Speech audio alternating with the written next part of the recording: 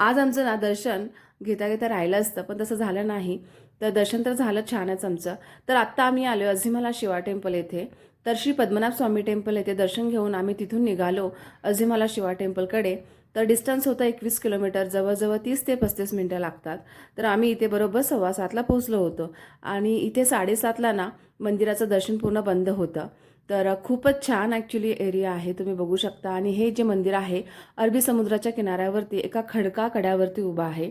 खूप आकर्षक आणि अशी भव्य दिव्य मूर्ती आहे.